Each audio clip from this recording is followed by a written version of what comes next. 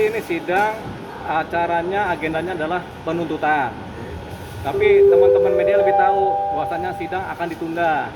Kenapa? Kita juga baru dapat kabar nih, selentingan bahwasanya agendanya ini ditunda, tetap sidang, tapi nanti jaksa memohon menunda pembacaan tuntutan. Kenapa? Karena tuntutannya belum siap. Berkas pembuatan dokumennya untuk penuntutan itu belum siap. Jadi nanti kita tetap sidang, tapi memang agendanya jaksa meminta penundaan sidang untuk penuntutan. Gitu. Tadi saya udah jenguk Bang Faris RM, ya beliau sehat-sehat aja, banyak ngobrol, banyak bicara, lebih banyak bicara sekarang untuk bicara tentang apa-apa yang bisa mendukung pledoi. Jadi udah mengarah kepada upaya pembelaan. Tapi kan kita belum tahu tuntutan jaksa apa. Kan dari 3 pasal yang didakwakan kepada Faris RM, tiga-tiganya adalah pasal mengenai pengedar. Yang pertama pasal 114, yang kedua pasal 112, yang ketiga pasal 111. Itu semua pasal untuk para pengedar.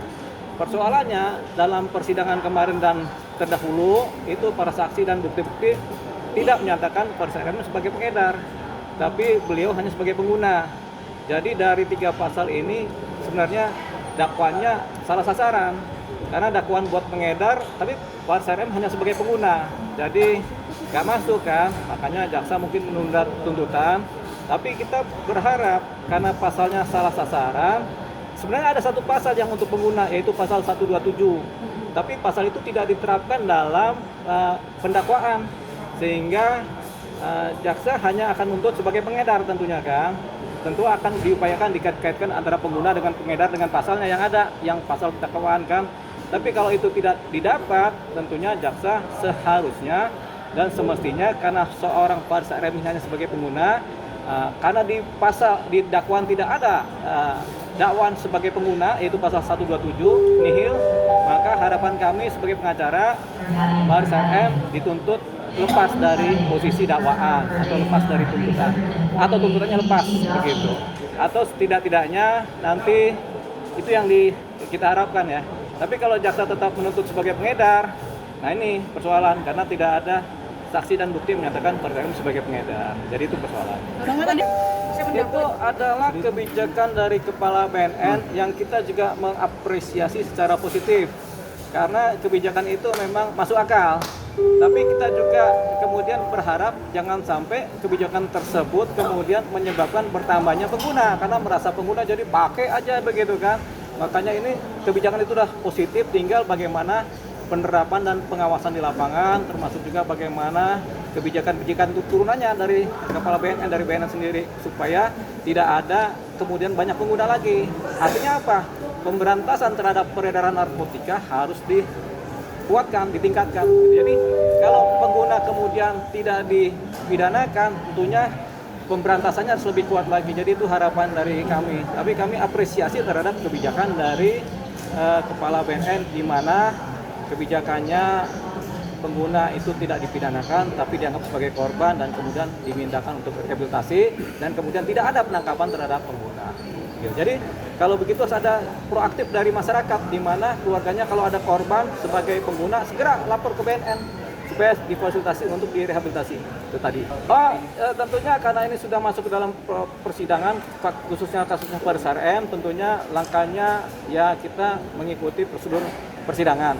Tapi kemudian kita juga bisa membuat surat tersendiri kepada BNN untuk membantu supaya persoalan Faris RM ini lebih kepada pengguna dan diputus sebagai pengguna yang kemudian direhabilitasi. Tapi itu, saya baru ngobrol dia baik-baik sehat-sehat aja. Jadi secara psikologis dia lebih segar ya. Mungkin karena selama beberapa waktu di tahanan dia tidak ngapa-ngapain, tidak merokok, tidak minum, tidak apa juga, tapi dia cuma makan dan minum biasa, jadi badan lebih segar, lebih sehat. Mudah-mudahan ini adalah langkah pertama di mana dia melakukan proses pembersihan diri dari ketergantungan narkotika. Nah itu kita juga bertanya dalam hati. Sampai saat ini kita bertanya-tanya dalam hati kita sendiri, kenapa pasal 127 tidak dicantumkan terhadap seorang Faris RM yang adalah pengguna? Padahal itu pasal penting buat seorang pengguna. Karena kalau dia dijerat pasal pengedar saja tentunya lepas dari jeratan hukum kan. Tapi pasal 127 tidak ada dalam penerapan Pak Serem sebagai pengguna, makanya kita bertanya-tanya sekarang masih di dalam hati. Nanti kita bertanyanya di luar hati ketika pas pledoi. Makasih Bang, mungkin. Oh, kalau bunuh diri sih enggak. Pak Serem kan pemusik kan, dia ahli membuat lagu kan. Jadi dia pasti tersalurkan depresinya. Kalau dia depresi pasti dia bikin lagu tuh. Begitu. Udah ada lagu Bang? Iya, di dalam Udah ada lagu mungkin. atau ngisi acara di Kita udah sebenarnya lagi bikin lagu enggak? Lagi bikin lagu dia di dalam.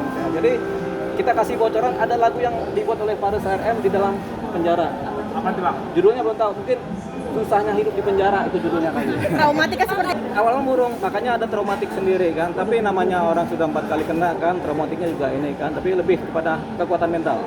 Jadi mental healthy-nya udah mulai terjamin lagi dia. Kalau kemarin ketergantungan, yang karena perlu relaksasi, kalau sekarang dia sudah lepas dari itu. Kelihatannya udah segar tuh orang itu kan. Karena udah berapa bulan ini kan, dia nggak ngapa-ngapain kan, gitu. Terima kasih atas dukungan Mas Faris, mohon doanya untuk sekali lagi untuk Mas Faris RM, semoga apapun keputusannya nanti jaksa penuntut umum yang akan memberikan yang terbaik untuk Mas Faris RM. Oke, jadi hari ini agenda sidang adalah tuntutan pada sidang Mas Faris dari jaksa penuntut umum.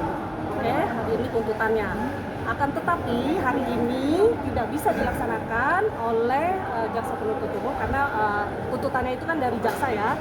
Maka sidangnya akan ditunda minggu depan pada hari yang sama, Senin. Ya? Tidak, ini nggak mau turun nih, tenang. Ya kedua kalinya itu kemarin karena jaksanya